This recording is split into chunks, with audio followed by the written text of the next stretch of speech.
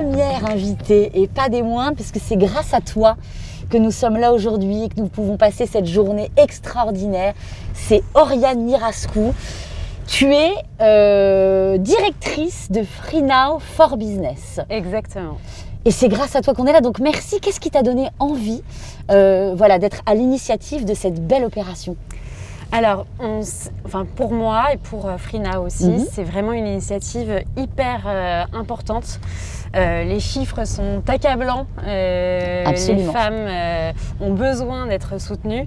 Et donc, c'est une initiative vraiment courageuse et importante parce que on a besoin de mettre en avant, d'aider ces femmes à se reconstruire. Donc, c'est la raison pour laquelle aujourd'hui, on veut soutenir cette initiative, c'est super. Démarche. Et alors toi, Oriane, tu bosses avec 80% de filles. Tu as fait fort en termes de recrutement, tu n'as pas pris ça à la légère. Exactement. Alors c'est comment de bosser avec plus de femmes que d'hommes ? Alors on ne l'a pas forcément cherché, je ne me suis pas dit je vais recruter que des femmes. Mais effectivement, il se trouve que parmi l'équipe, toutes ces femmes en tout cas sont exceptionnelles et ultra performantes.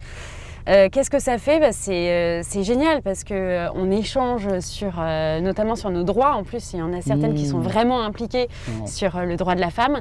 Donc non, puis au-delà de ça, il y a bien sûr les compétences qui font que c'est super de travailler avec des personnes comme ça. Est-ce que toi, justement, tu as un message à envoyer à ces jeunes femmes qui rêveraient d'être chef d'entreprise, d'être à ton niveau de responsabilité en entreprise ? Quel est le conseil que tu pourrais leur donner ?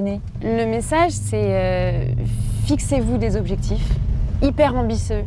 N'hésitez pas à viser loin. Entourez-vous de gens qui vont vous dire que vous êtes capable. Fuyez les détracteurs, parce qu'il y en aura toujours. Les gens qui vont vous dire non mais c'est impossible. Ne les écoutez pas, allez-y et ça peut marcher. Ça peut marcher. Merci en tout cas Oriane, merci beaucoup. Merci d'être à l'initiative de cette jolie journée. Et alors Oriane, surtout, tu nous as dégoté vraiment une petite astuce aujourd'hui pour donner encore plus de sous à la Maison des Femmes. C'est quoi ? Alors depuis vendredi dernier, toutes les courses qui sont réalisées via l'application, dès lors qu'on remplit dans l'application le code Women Now, qui est marqué là, exactement. Voilà, Women Now, ok.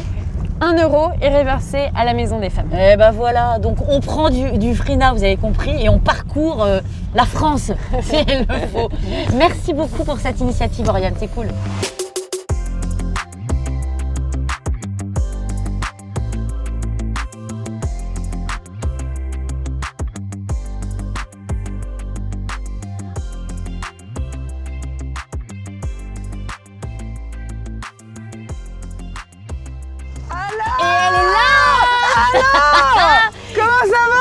Et toi ? Tiens, je te tends. Trop bien. Ta culotte Free Now. Woman Now. Woman Now, super. Alors, on met nos petits masques. Tout à Je suis fait. tellement en joie de te recevoir dans ce van magique. Mais moi aussi. Viens, ma douce. Hop. Voilà. Très heureuse de te recevoir dans ce van de femmes. Merci, je suis très heureuse d'être là aussi. Ouais, c'est moi. Grande humoriste engagée. Depuis un bon petit temps, et puis chanteuse, surtout d'abord d'ailleurs chanteuse, me semble-t-il. Et alors, qui vient de nous sortir là fraîchement une vidéo. Oui, pour mon bébé qui m'a brisé le cœur.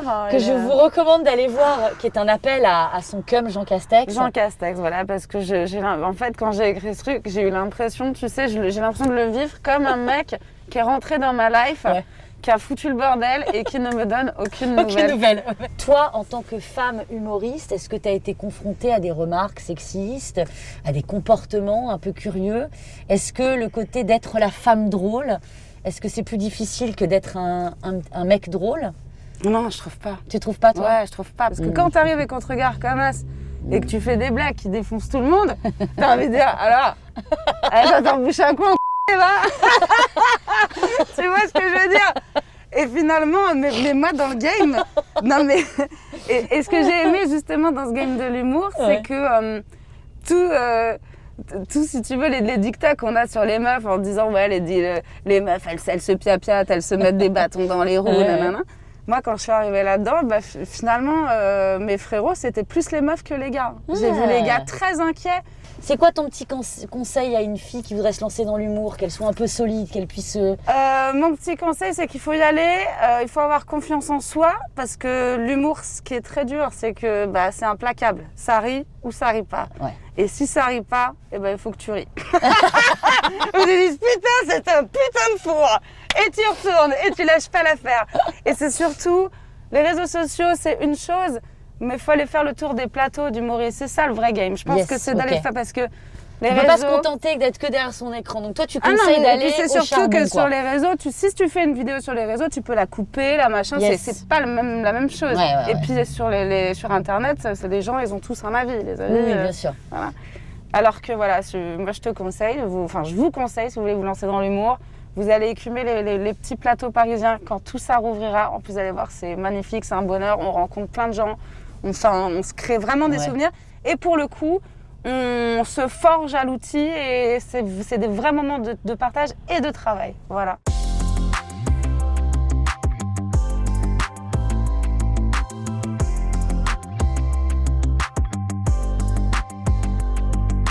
Anna, je suis très heureuse que tu sois montée dans ce van et de te rencontrer, car je suis ton petit compte Instagram depuis un moment et tu es très impressionnante. Alors, je rappelle pour nos spectateurs que tu as donc un compte Instagram qui s'appelle Disruptive Beauty. Disruptive Beauté, exactement. Voilà, c'est ça. Ouais. Je sais pas pourquoi je l'ai américanisé. Oui, on aime. Alors, qu'est-ce qui se passe sur ce compte tout particulier? Qu'est-ce que tu montres de toi? Alors, sur ce compte, à la base, l'initiative, c'était de bloguer sur la beauté parce que c'est là qu'est mon domaine d'expertise. J'ai bossé dans la cosmétique pendant de nombreuses années et je pensais, naïvement, que c'est ça que j'avais envie de montrer finalement à toutes les personnes qui allaient me suivre. Ouais. Et je me suis rendu compte que ça manquait finalement d'authenticité. Alors que moi, j'étais en recherche d'authenticité. Je me suis dit, à un moment donné, est-ce qu'il ne vaudrait pas mieux se montrer réellement tel que tu es? Et le tel que je suis, c'était sans ma perruque, sans mes sourcils, sans mes faux cils, réellement la transformation de qui je suis. Parce que tu souffres d'une pathologie qui s'appelle... Une alopécie universelle.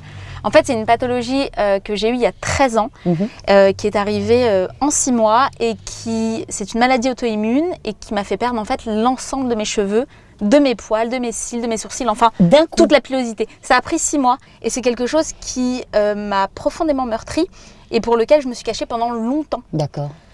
Et puis, un jour, j'en ai eu marre. Je me suis dit, je vois pas pourquoi je devrais avoir honte de ça. Je ne suis pas la moitié d'une femme parce qu'il me manque cet attribut. Alors justement, comment on séduit? Comment on arrive à séduire, à dragouiller ou à se laisser dragouiller? Tu sais, Nora, moi, au départ, je me présentais pas à un homme sans ma perruque. Sans ton armure, quoi. Sans mon armure, sans tout l'attirail. Ouais, toute la panoplie, quoi. Ah ouais. Et j'avais tellement peur que ma perruque bouge. Pendant le date, j'avais tellement peur que mon fossile se barre. Et je me souviens en avoir marre d'être terrorisée de ça, tu vois. Et je me souviens qu'une fois, j'avais un date avec un mec qui n'a pas arrêté de me dire « Tes cheveux sont incroyables. Oh tes cheveux sont... » Et j'ai dit « Mais il le sait, c'est pas possible. » Et il n'a pas arrêté de me dire ça. Je me suis dit « Mais regarde comment un homme peut ne regarder que quelque chose et se dire que tu es belle juste avec ça. » Non, puis ça fausse du coup le rapport. Ça fausse. Et puis je sentais que le mec et moi on n'était pas du tout, tu vois, en phase. Et on était au resto et j'ai bougé ma perruque, je l'ai soulevée un peu comme ça. J'ai dit, tu sais quoi, c'est pas les miens. Et le mec en fait s'est décomposé, ne m'a jamais rappelé. Et finalement je me suis rendu compte que, fine, alors quoi. J'ai une perruque. Le courage que tu as eu ce jour-là. J'ai une perruque, je suis moins intéressante qu'au début de la date. Incroyable. Et donc pour ceux d'après. Ouais. J'ai annoncé tout de suite la couleur. Écoute, tu me vois là comme ça, mais c'est pas ce que je suis. Super.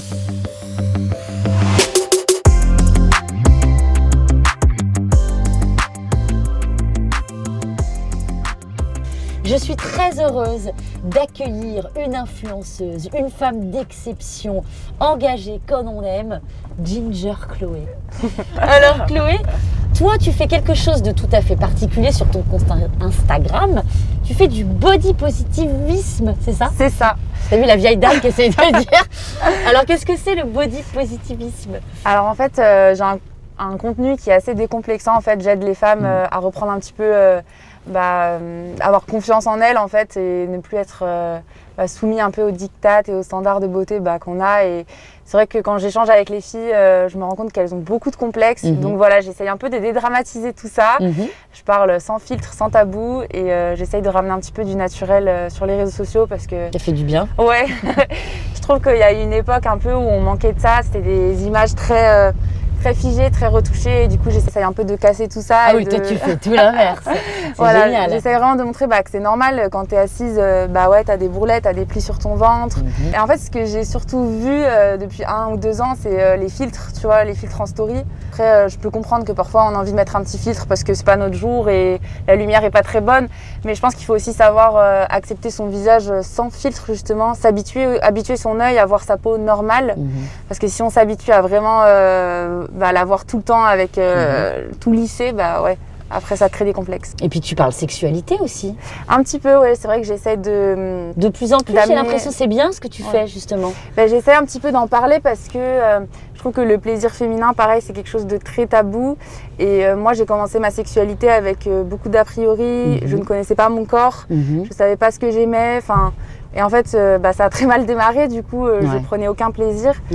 Et je pense qu'aujourd'hui, c'est assez important d'en parler pour sensibiliser les plus jeunes, parce que j'ai aussi une communauté qui est jeune. Oui. Et je trouve ça hyper important de les amener à ces choses-là. Bravo, mademoiselle. Nous nous sommes arrêtés dans la rue et nous avons croisé Kaba. Et voilà. Kaba nous a beaucoup inspirés. Donc on l'a fait monter dans le van et on ne s'est pas planté parce que Kaba, il est personal shopper. Oui. Alors ça, si c'est pas un homme qui est au plus près des femmes. Ouais, exactement. Ouais. Alors d'ailleurs, comment tu fais pour justement, via un vêtement, aider une femme qui est complexée à s'accepter? Comment tu travailles? Alors, il y a deux axes. Il y a l'axe des femmes qui ont vraiment un problème fort par rapport à que ce soit leur apparence ou que ce soit intérieur. Alors, ça va être vraiment soit les aider à vivre avec ce complexe, soit leur trouver des moyens pour pouvoir gommer ces complexes ou travailler dessus pour vraiment les faire disparaître. Et à partir de là, faire un autre travail derrière. Parce que ce soit des complexes ou des mal-être, pour moi, c'est important de pouvoir travailler au cœur de ça. Parce que juste parfaire une femme et l'habiller et lui dire, voilà, tiens, tu seras la plus jolie demain, ça n'enlèvera rien de ce qu'elle a intérieurement. D'accord, voilà, bien sûr. Donc moi, c'est vraiment ce côté-là que je travaille. Est-ce que tu trouves que la mode a fait des efforts? Est-ce que la mode maintenant, ça a changé? Je trouve que ça a changé. Bon, pour moi, c'était compliqué parce que même avec des clientes qui ont justement, je prends un exemple d'une femme qui est complexée par son poids, par exemple, mais qui s'assume. L'aider à trouver quelque chose qui va lui plaire, c'était difficile parce que il y avait vraiment des standards et travailler avec ces femmes-là, c'était compliqué. Ça veut dire que nous, on a une frustration de se dire on peut pas les voir épanouies, on peut pas les accompagner correctement parce que malheureusement la mode ne suit pas quoi. Mais c'est bien que ça change. Ah, donc il y a de l'espoir. Il y a de l'espoir, ouais. La route est belle. Ouais, c'est vrai. Merci Kaba, c'était cool de t'avoir rencontré. Merci beaucoup. Un homme féministe. Eh oui, féministe. Mais je reste un homme. Évidemment. Merci Kaba. Merci beaucoup. Hey, là, on va aller chercher des copains, carrément. Lola et Gwendal, qui sont déjà dans le balconnet. Ouais! Woman now! Eh, bravo! Merci, et vous venez dans mon van. Je vous emmène en ville.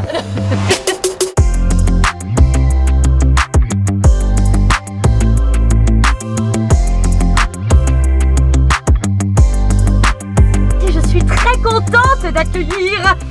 Oui, pardon. Enthousiasme là. Alors, on peut le dire des copains ou quasi, parce que Lola, j'ai l'impression qu'on est déjà copines. J'ai un peu l'impression aussi. Tant je te suis, tant je te soutiens, tant j'aime ce que tu fais. Donc, musicienne, humoriste. Elle fait aussi des claquettes. Exact. Et je vends des babouches à Barbès. N'hésitez pas à venir dans ma boutique. Alors, Gwendal, inutile de vous le présenter. Gwendal, immense artiste. Chanteur, musicien, animateur télé et aussi coiffeur. Oui, La hantise des coiffeurs. On teste, t'as vu C'est très beau. Moi je l'aime. Moi je j'aime l'aime beaucoup ainsi. comme ça. Ouais. Alors Lola et Gwendal, c'est une grande histoire d'amitié puisque vous êtes BFF, Ouais, comme complètement. disent les jeunes. Complètement. Ce que vous avez en commun, ça c'est très très clairement, c'est votre engagement, Ouais. votre militantisme. Toi Gwendal, il te vient d'où cet engagement-là, ce militantisme Bah, je pense qu'en fait ça vient de mes parents, Ouais. c'est-à-dire Ouais. que Ouais. ça vient clairement de mes parents. Ouais. Étrangement, moi j'ai pris une voie 10 fois plus commerciale que la leur et que j'adore. C'est-à-dire que moi mon père il était chanteur, compositeur et tout leader d'un groupe de rock alternatif. Ma mère Ouais. c'était pareil, une manageuse de groupe de rock alternatif, genre régisseuse d'NTM, de la Mano Negra et Ok. tout. Et ils étaient vraiment dans une mouvance contre les médias avec tous Un peu underground quoi. hyper underground, donc du coup pas du tout dans ce que je fais. Et je pense que en même temps, j'ai l'impression qu'en 2021, mais pour tout, on peut plus rien faire de totalement gratuit. Ça y est, je pense que même le public a besoin de sincérité, a besoin Puis il y a qu'on un mette. truc où t'as suivi ta voix et tes parents ils ont dit vas-y fonce. Enfin, C'est tu ça, vois, j'en ai marre qu'on catégorise les gens en mode artiste engagé, alors que si être pour la tolérance, la diversité et l'égalité, c'est être engagé, je trouve ça Je chaud. suis d'accord avec toi, mais je Ouais, trouve qu'il y a je des suis gens qui parlent plus. Il y a des gens qui parlent plus fort que d'autres. Tu vois, il y a aussi un truc des gens. Ça fait partie par exemple de leurs chansons comme Clara Luciani qui fait ou Angèle qui font des chansons qui sont clairement contre le machisme, contre pas les mecs, mais contre des valeurs de mecs qu'on a envie de voir passer à l'as. Elles deviennent des artistes engagés. Je sais pas, une Ise qui se montre nue dans un clip. Bah c'est forcément entre guillemets de l'engagement puisqu'avant on fermait notre gueule les gros quoi. Et moi quand je me montre à la télé, les gens font c'est bien qu'il y a des grosses à la téloche, mais moi je viens pas en disant bonjour je fais tel poids. C'est qu'en fait au bout d'un moment ton enveloppe devient du militantisme et ça devient chelou à gérer, ça devient chelou à Très intéressant. intégrer quoi parce que moi je suis pas la porte-étendard des tailles 46 ou 48 quoi. Exactement. Tu vois c'est genre il y a un truc où en fait moi j'existe comme ça et les gens me font c'est bien d'assumer, comme des fois on parle de la couleur de peau de Non, mais Gwendal, c'est comme ça, quand c'est bien d'assumer, mais on- j'assume on- rien. C'est Ça mon devrait être un non-sujet en fait. bah, ça devrait, ouais, c'est être, ça. Alors que, et du coup, je pense que ce que tu entends par on ne peut plus exister sans être engagé, c'est qu'aussi on nous donne des engagements des fois qui nous dépassent un peu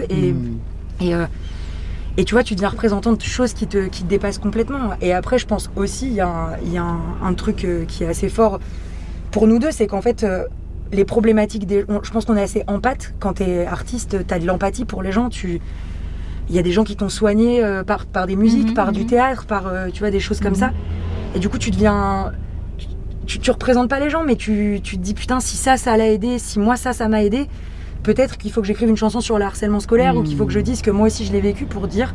À mon époque, il n'y a personne qui le disait, Bien donc sûr. je vais le dire. Enfin, Et toi d'ailleurs, en parlant d'empathie, tu m'as tendu une perche. Ouais. L'animatrice de Oui, ouf. oui. Non, mais l'empathie, toi, tu en as, puisque ton empathie aussi se place dans ton militantisme envers les femmes. Complètement. Et c'est là où Parce que, alors, ils sont nombreux, les hommes, Oui, évidemment, qui oui, soutiennent oui. la cause, mais toi, tu es très engagé sur ce terrain-là, tu fais partie d'un groupe. Mais parce que justement, C'est assez étonnant. Ouais, mais parce que je parlais d'alliés tout à l'heure, on a besoin de ça. C'est-à-dire qu'on doit donner la parole aux femmes. Mais il faut aussi que on l'entende et on a besoin aussi de... Quand on se sent pas concerné, on s'éduque. Et moi, je trouve que c'est comme ça qu'on s'élève et il faut sortir du déni. Mais c'est juste qu'il faut avoir confiance. Moi, en tant qu'homme, même noir, je suis privilégié par rapport à une femme qui plus est racisée par exemple, tu vois. Il y a des problématiques moi qui me dépassent et notamment les salaires, notamment le traitement bien qu'on sûr, peut faire aux gens. sûr. Qui... Le harcèlement. Le harcèlement et sexisme. tout. Et vous nous avez préparé un petit medley spécial Oui, meuf. exactement. Ça, c'est votre truc à vous. Ah, nous on adore. Ça, c'est votre marque de fabrique. Alors là, installez-vous. Régalade. J'allais Mais dire, moi, déguster j'adore. ça comme une petite part de frangipane. Exactement. Génial. I love my body, I love my skin. You are a goddess, you are a queen. Moi j'aime mon corps, moi j'aime ma peau. Je suis une déesse, je suis une reine. J'ai perdu la tête, où est le chemin de ma maison? Quoi qu'il advienne, je retrouverai les clés de la raison. J'ai perdu la tête, où est le chemin de ma maison? Quoi qu'il advienne, quoi qu'il advienne. Dieu m'a donné la foi.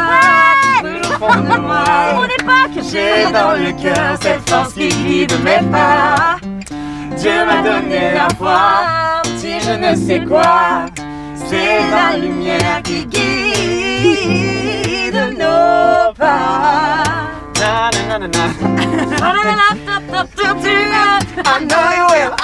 Tu oublieras tout ce jour, tout ce temps qui n'appartenait qu'à nous. Se réveille un matin, tes bras autour de mon cou et l'amour que l'on faisait n'importe où. And freed from desire. Oh yeah. Mind and senses purified and freed from desire.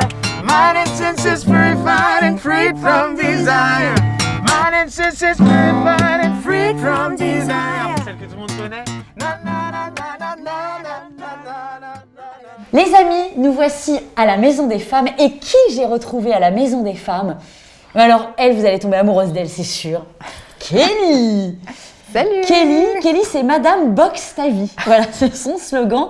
Alors, tu vas nous raconter ton parcours qui est atypique, c'est le moindre. Dis-nous tout. Eh ben, par où commencer? Tu viens d'où? Ok, je viens d'où? Je suis née à Montréal, donc au Canada.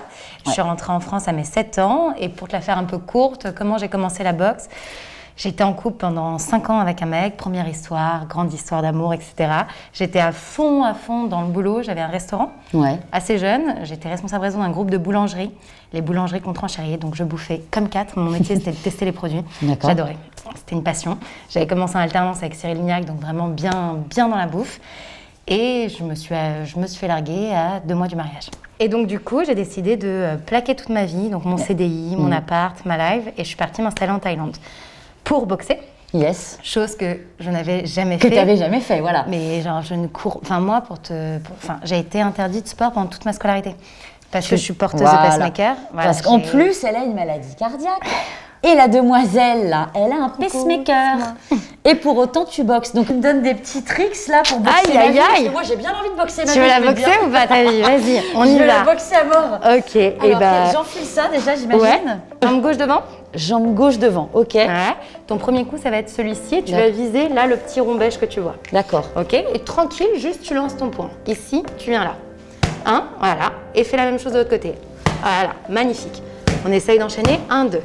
Ok, alors essaye de ramener moins ton corps vers moi et plus de pivoter et d'allonger ton bras. D'accord. Bam, tu vas chercher loin. Ouais, mais ça tape. Wow. Encore, allez, accélère. C'est bon, je fais une crise d'asthme. Non mais c'est formidable en fait. C'est bon, hein? C'est pas mal, c'est pas mal. Merci Kelly. Merci à Kelly toi. Boxe ta vie, vraiment une très belle rencontre. Suivez-la et vraiment, moi, à cause de toi, je vais m'inscrire. Alors, déjà, hyper ravie d'être là et d'avoir cet échange avec toi. Moi, je m'appelle Raja, j'ai un Bobigny. Ouais. J'ai eu fraîchement 31 ans la semaine dernière. Bébé. Exactement. Mais du coup, voilà, j'ai été diplômée de Sciences Po. J'ai rencontré un mentor formidable qui s'appelle Dawala et qui m'a appris d'abord en stage, puis en contrat et qui derrière, depuis 10 ans, m'accompagne et m'aide dans ce chemin professionnel. Ensuite, en 2016, je me suis associée à un ami et on a créé du coup l'équipe Smile. Donc en 2019, j'ai créé avec Fanny Pescioda, donc de My Little Paris, une association qui s'appelle Incredible Girls. Ah, c'est avec elle? Ouais. Tu l'embrasses? Écoute, avec plaisir. Et alors, donc, on va parler quand même de ton association. Ouais. Parce que dis donc, quelle initiative merveilleuse que tu as montée donc avec la copine de My Little Paris, c'est marrant. Exactement. Alors, décris-nous dans les détails cette association. Donc, tu nous as dit que c'était pour aider donc, les femmes des quartiers populaires à devenir entrepreneuses. En gros, on est parti du constat que le talent est partout. Maintenant, le réseau n'est pas partout. On a différentes formes de réseau et il y a des personnes qui ont des projets qui sont bloqués parce qu'ils n'ont peut-être pas le bon contact, la bonne façon de pitcher un projet, ou aussi des femmes qui souhaitent changer de carrière, mais qui n'ont pas le meilleur, tout simplement le meilleur réseau. Donc cette notion de réseau qui est quand même récurrente, on s'est dit, nous, aujourd'hui, on a la chance d'avoir ce réseau, donc mettons-le à profit. Voilà, vous en faites profiter ces femmes-là. Et comment est-ce qu'on le met à profit? Donc, il y a des femmes qui sont mentorées et pour celles qui souhaitent avoir un stage, etc. Et ben hop, envoyez-nous vos CV et on fait partager aujourd'hui à tous nos potes et tous ceux qui souhaitent aider et accompagner des jeunes. Quel message pour finir t'aurais adressé à une jeune fille justement qui n'ose pas se lancer dans l'entrepreneuriat ou qui n'ose pas changer de vie, qui n'a pas ta force, celle que tu as aujourd'hui à 31 ans, j'imagine qu'il t'a fallu du temps pour acquérir cette force, mais pour qu'elle gagne un peu plus de temps que nous, qu'est-ce que tu pourrais leur dire ? Alors, je dirais déjà à toutes ces femmes de toujours oser, vraiment, de ne pas se censurer. Et aujourd'hui, il faut dire aux hommes que c'est à eux de prendre exemple sur nous.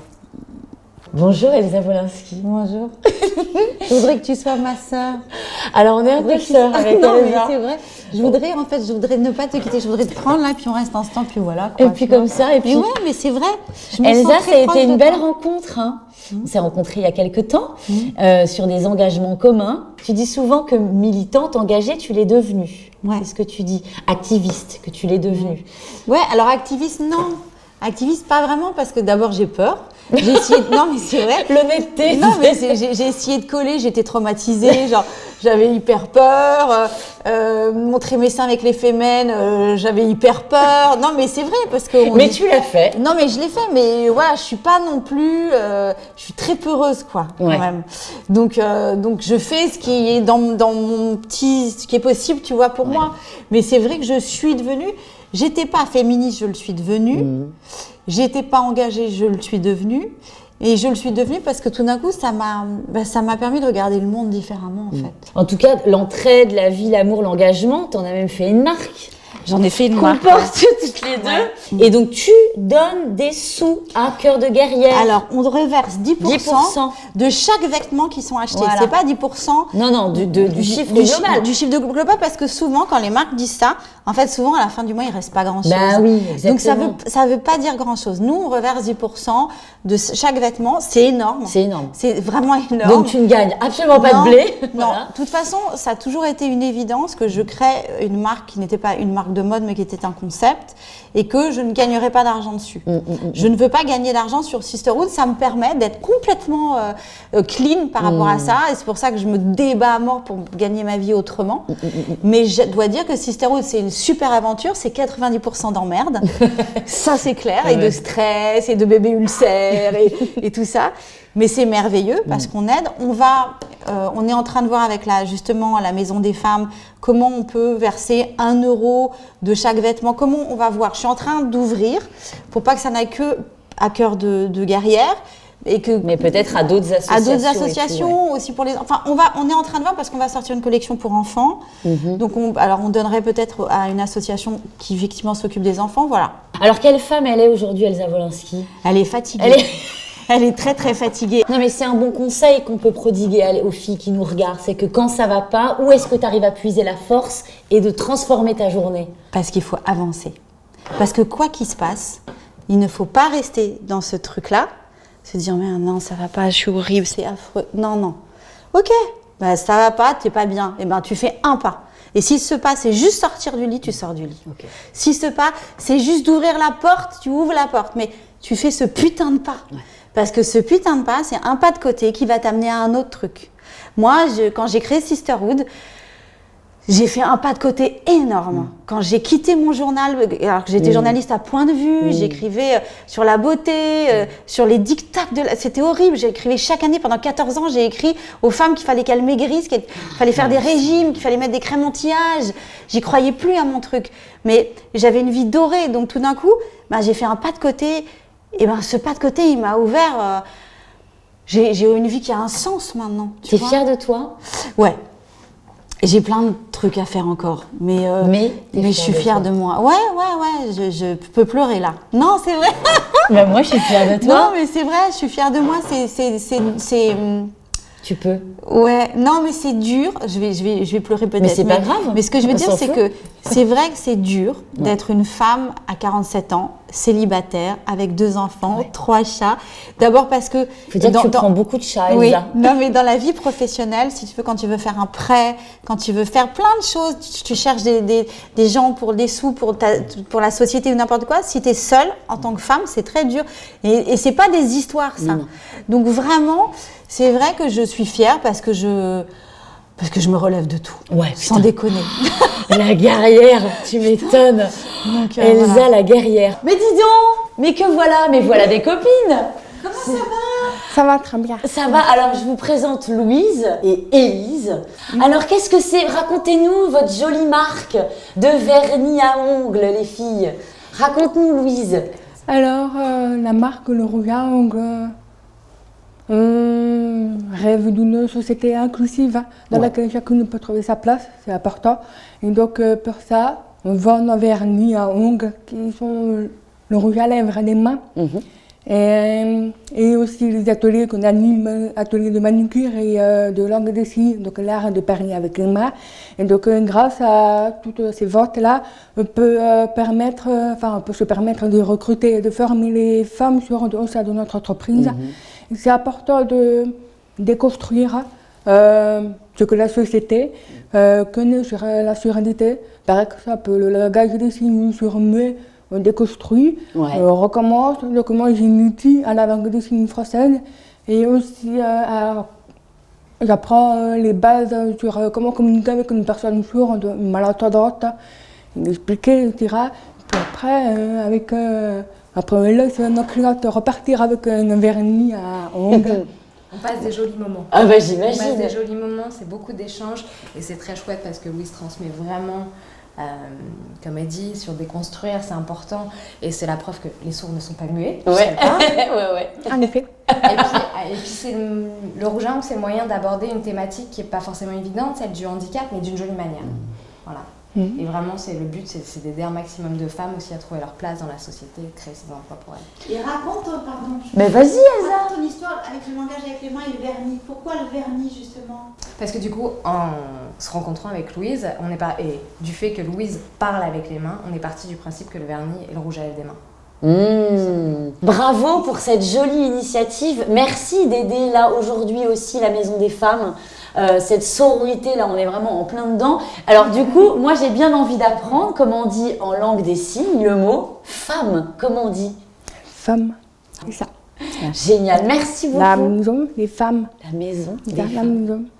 maison des femmes. Mais c'est une maison qui accueille toutes les femmes qui auraient besoin de soutien, qu'elles soient victimes de violences conjugales, violences sexuelles, d'excision, qu'elles aient besoin d'une contraception d'urgence, d'un avortement, un accompagnement psychologique, un accompagnement sexologique, la possibilité de porter plainte, d'aller à des groupes de parole, de faire du théâtre, du karaté, plein de choses qu'elles trouvent dans cette petite maison. Alors pourquoi est-ce que la Maison des Femmes a besoin de sous? Pourquoi est-ce qu'on a besoin de dons? Alors chez nous, ça sert très concrètement du producteur au consommateur. La première chose à laquelle ont servi les dons, ça a été de construire ce bâtiment il y a 5 ans et aujourd'hui de construire un agrandissement qui fait quand même 230 mètres carrés et qui sera opérationnel dans 15 jours. Et donc il faut construire, il faut équiper. Les équipements, notamment médicaux, coûtent cher. Et puis ensuite, il y a quand même une sacrée équipe ici. C'est elle qui fait le job.